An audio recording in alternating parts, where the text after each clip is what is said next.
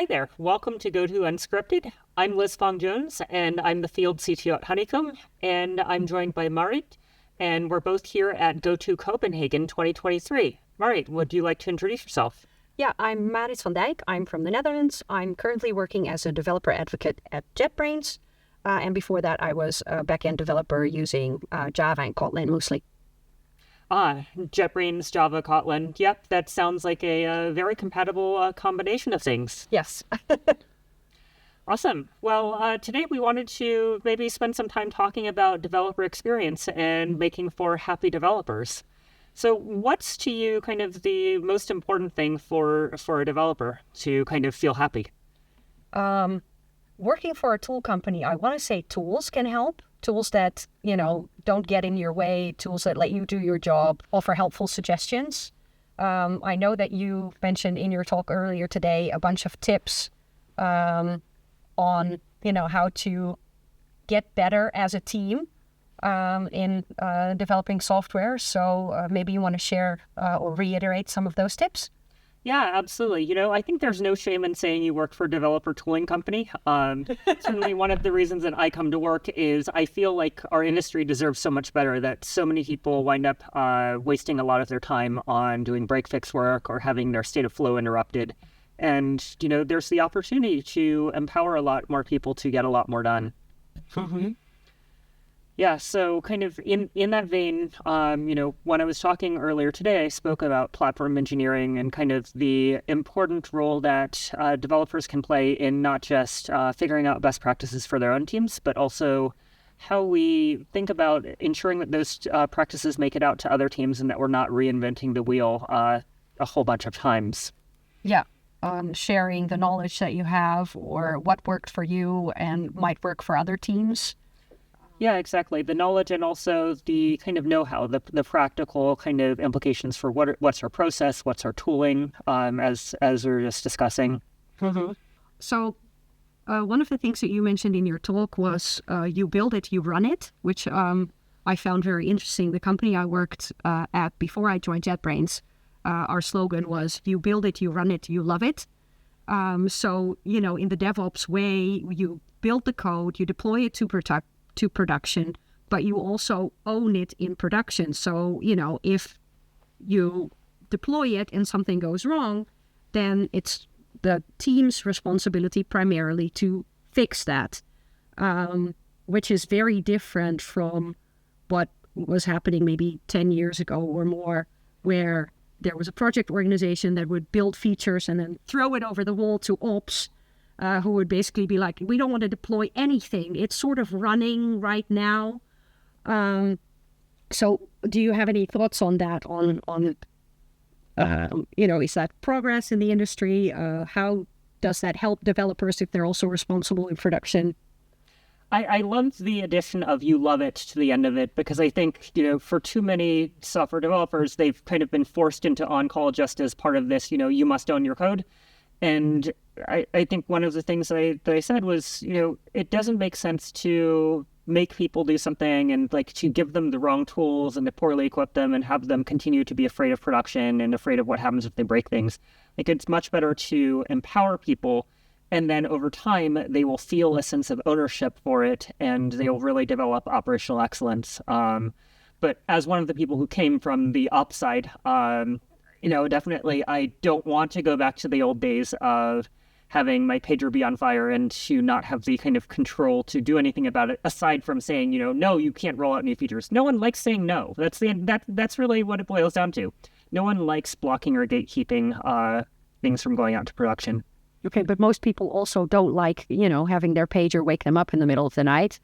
The solution is to have your pager go off less often, right? Exactly.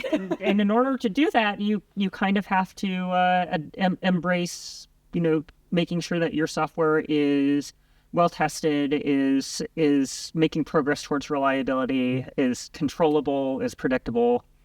And, yes, insert obligatory plug here, right? You have to have adequate observability. If you can't actually figure out what's going wrong, then it's going to take you a lot longer to figure it out, and it's going to be at 3 a.m. as opposed to kind of more seamlessly looking after your software, being able to debug it if it breaks. But yeah, one of the interesting things, though, is my boss has caught a lot of flack over the years for saying, the rule of no Friday deploys is bullshit. So people have been like, oh, but my organization, doesn't deploy on Fridays because we respect our developers' weekends or whatever, right? Like, and the point that Charity is making, and that I agree with, is that it doesn't actually matter what day of the week it is. You don't push code at times unless you're able to follow it all the way to production, right? That regardless of what day of the week it is, I do not push code at 5 p.m. and then walk away and leave the pager on fire for my colleagues. Exactly. So we also had discussions at my previous job. We had discussions on whether we should or shouldn't deploy on production, and Charity was quoted on that. So the way I interpret it is you have to make sure that you are confident enough in that we can deploy this to production. And if you are confident enough that you can deploy this to production and that you know none of the known things will go wrong, and that you're able to deal with what you said, the unknown unknowns, because you have observability in production and you'll know if something went wrong and you have a way of dealing with that, ultimately maybe a revert if you have to. So it means making sure that you know what you're deploying to production and that you feel in control of that and you feel like you've adequately identified and mitigated risks to be able to confidently deploy any day of the week. Of course, we've had issues where we did a post-mortem and one of the questions was, why did you deploy this on a Friday? So this is still a mindset that is in progress, I think. Yeah, definitely. I think one other piece to this is about keeping context, right? That it's not just about can any one developer, understand what another developer wrote, but is there a kind of this continuity of when it rolls out that the person who wrote it has a state on what's going on, so that they are the first one who's going to look after things if the change did not have the intended effect. Yeah, and I've been on teams where the code ownership was very much shared.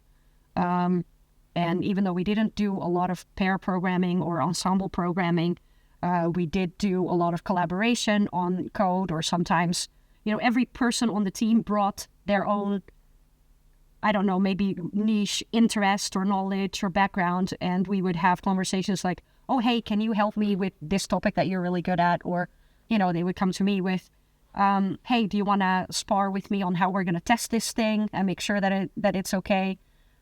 So very much the whole is better than the sum of the parts, a kind of situation where we would do code reviews and make sure that everybody at least understood in general lines the code that's going to production, so that we are also able to support it if it breaks in the future. Of course, unfortunately, sometimes bugs occur when the person who wrote it is on holiday. So we were very mindful of making sure that everybody had sufficient knowledge of the code that we were deploying and was able to support that code, building, running, and loving it. Or at some times when we weren't really feeling the love, taking a step back and needing to show some love to this code base so that we could confidently run it again.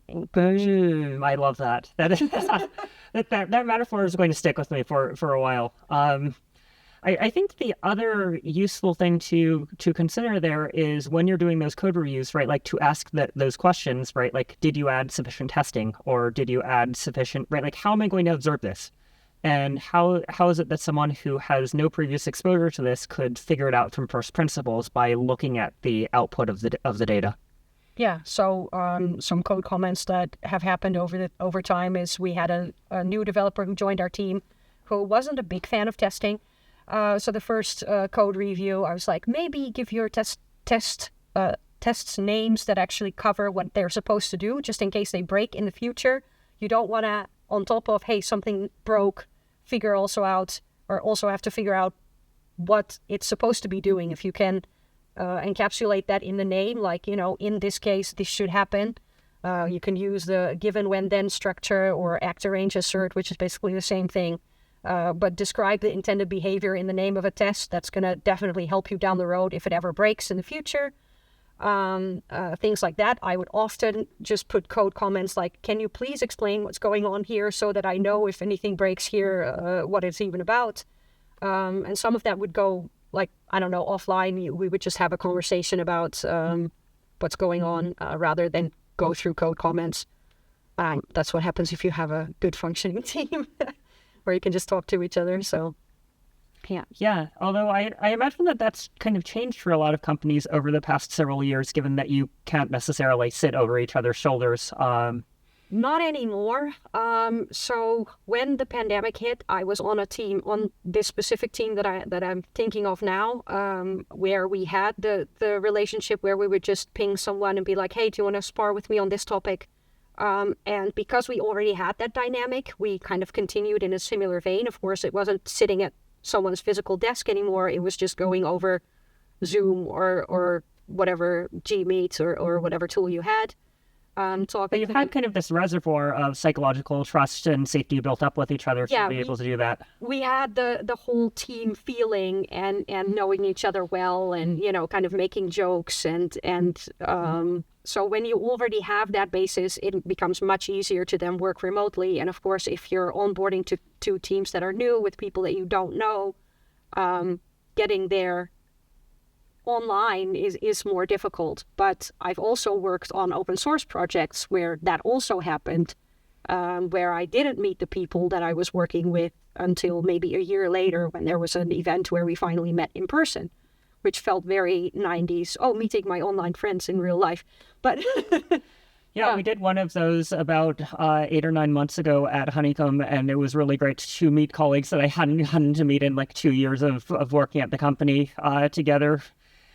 Yeah, I think one of the other terms that I think I picked out from what you said earlier that I'm going to have to adopt is the term ensemble programming rather than mob programming. Mob programming always has struck me as a little bit weird. That it's not my term. I'm not sure who came up with it, but yes, it's because the mob sort of triggers the idea of people with pitchforks and an angry mob, which isn't at all what Woody Zool intended, but someone came up with ensemble, which sounds so much more nice. Yeah, and collaborative, right? Yes, like, you know, like a chamber music ensemble. Yes, which I don't make music with anyone, but I kind of, that is definitely a community effort where everybody has to do their part in order to make it sound good, which I think is a good concept to keep in mind when building software, which, you know, building software is a team sport, I think.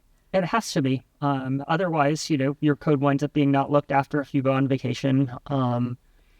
Or people, you know, save tasks for you when you go on your honeymoon and be like, yeah, we saved this job for you, even though we said we would all do it, but, you know. Yeah, knowledge sharing also seems to be this thing that, you know, different teams have different practices on. Some teams wind up writing kind of exhaustive documents down into a wiki. Other teams, you know, rely on kind of this shared state that exists in people's heads. But I think either way, right, the important bit is the communication of that state. Yeah, well, I like to write stuff down because, you know, I'm getting older and remembering things is getting harder. So, you know, for example, if I join a new team, I see if their code bases has readmes that explains, you know, here's how to run this project, here's how to build it, how to run it locally, how to run the tests. And either there will be like a standard way. So for Java projects, if you're using Maven, it'll be Maven clean verify. If that works, great. I don't need to write it down. If there's additional stuff that I need to do, I write it down in the README because then next time I don't have to go looking for it. I know where to find that information. And we had similar things for, so we had an engineer of the day. So basically one person on the team, which was rotating every day, who was responsible for answering questions from other teams about our applications or answering questions from business people about our applications, but also like doing daily checks of the health of the system. And we also wrote that down on a wiki page or a Confluence page. Just, you know, look here. If this goes wrong, you know, there were standard things that maybe, you know, sometimes it goes wrong. We haven't quite had the time to figure out how to properly fix it. Or, you know, sometimes this just happens. Here's, you know, just press this button, give it a little push, and now it'll work again. Just writing that down helps because then you don't have to remember in case it, you know, happens again too far in the future where you don't remember the details. I find that very helpful. I really love that your team did that, because so often I've come onto teams where everything is getting, we call it kind of the spraying the fire hose, right? Like every single developer gets wet, right? Like you wind up with, all these interrupts that come in, which mean that people can't do their, focus on their day job. Whereas if you, have the on-duty engineer, it kind of really streamlines that. And you could, two teams can have the same amount of toil, whether it be break-fix work, whether it be interrupts from other teams, but they can be in vastly different states of productivity depending upon how that incoming workload is allocated. Yeah, so instead of every question interrupting all of the developers, it's one person's responsibility to monitor the channel for incoming questions. Of course, if that person happens to be in a meeting and something urgent comes in, like production is literally on fire, someone else can jump on it, but we have one person whose primary responsibility for the day or week, other teams would do it by week, it is to monitor that channel and limiting interruptions, which is, also gets in the way of developer flow, like you mentioned earlier.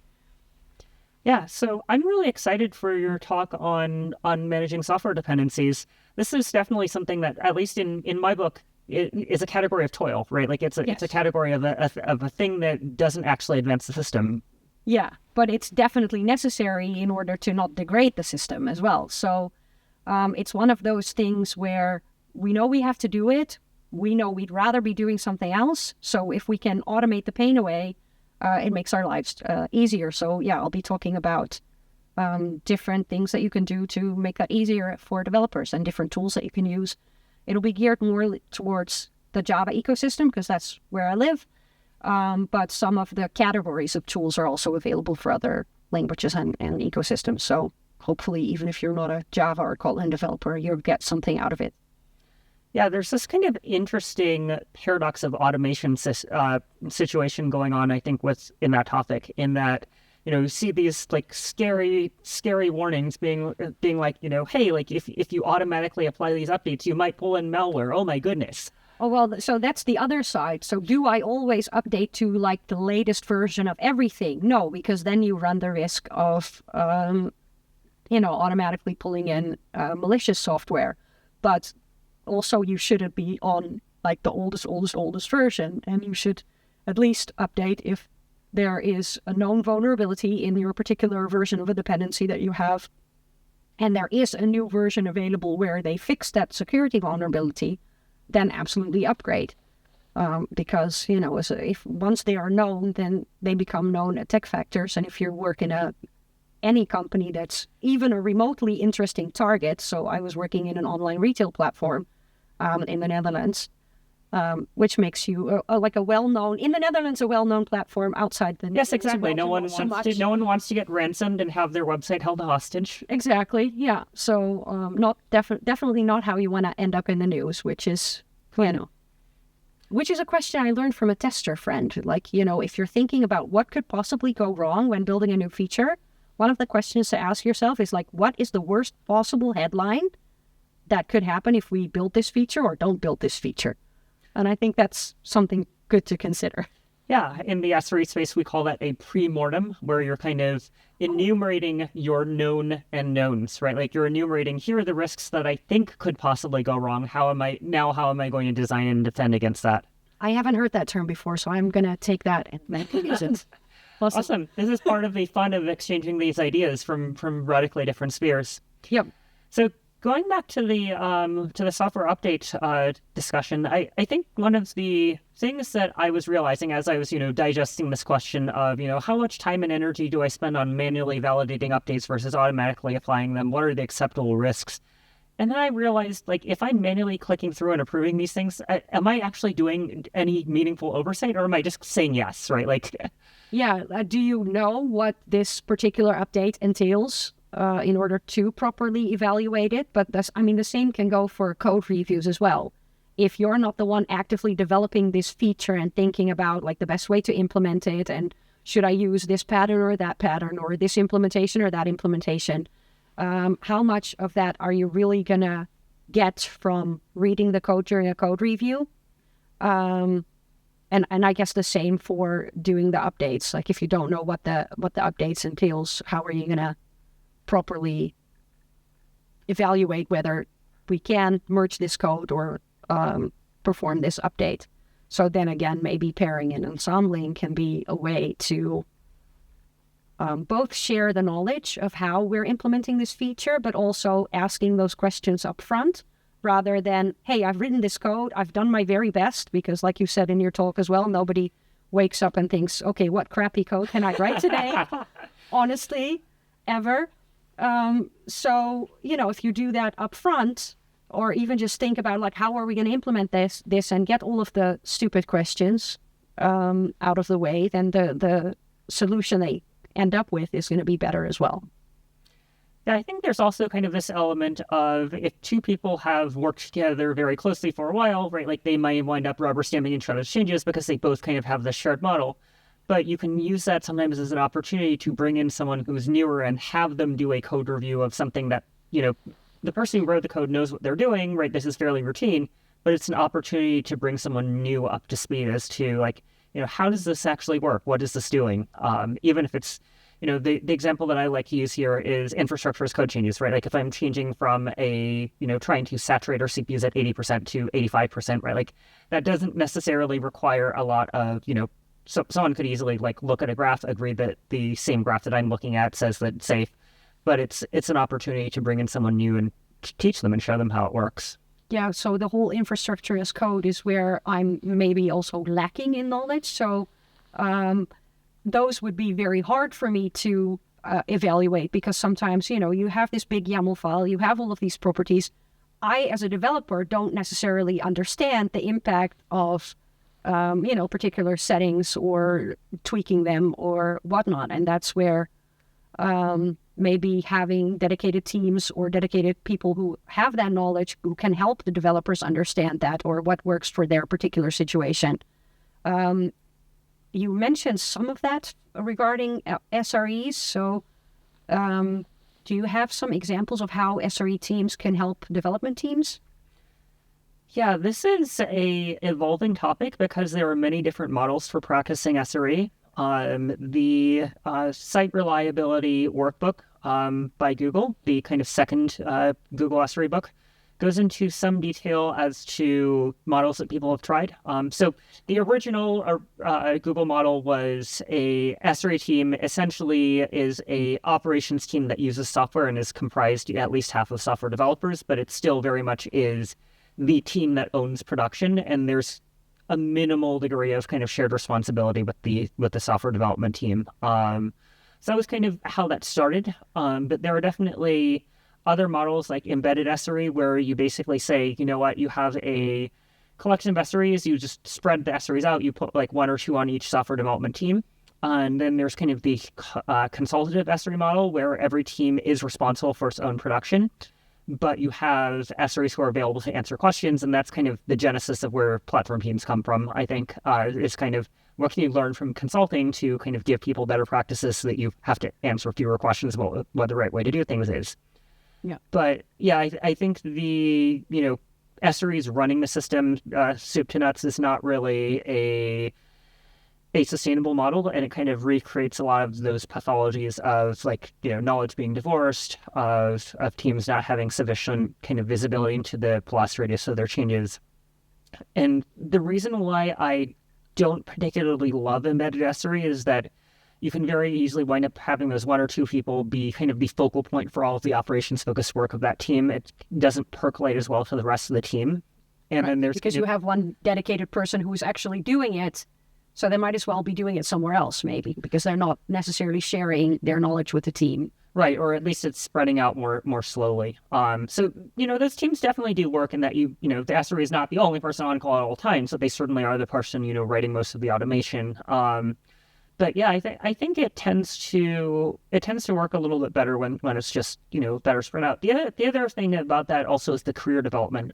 So this is kind of the thing where Facebook was the company to kind of practice embedded SRE first, and they call it production engineering for various historical reasons. But one of the challenges that they had was that they wanted to have the production engineers all report to one set of managers. So you would be working for one functional lead, but you would be reporting to someone in the reliability engineering organization, right? Like, so that kind of creates all of these misaligned and weird incentives where your manager is not the person that you're directly like working with every day.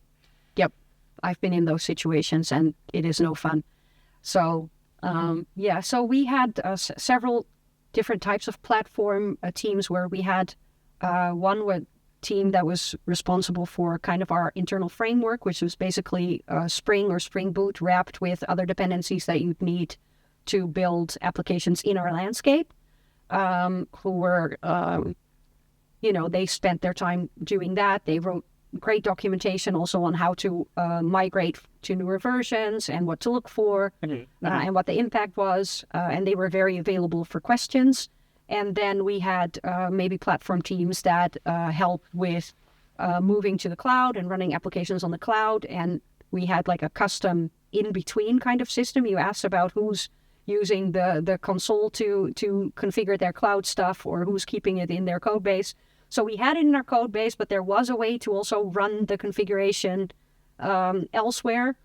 And that was the part where I was always confused. Like, I'm not too sure about the changes that I'm making and what their impact is. And then if the people who do know have limited availability and don't have the time to help all of the developers to properly understand that, that's where you get a bit of friction.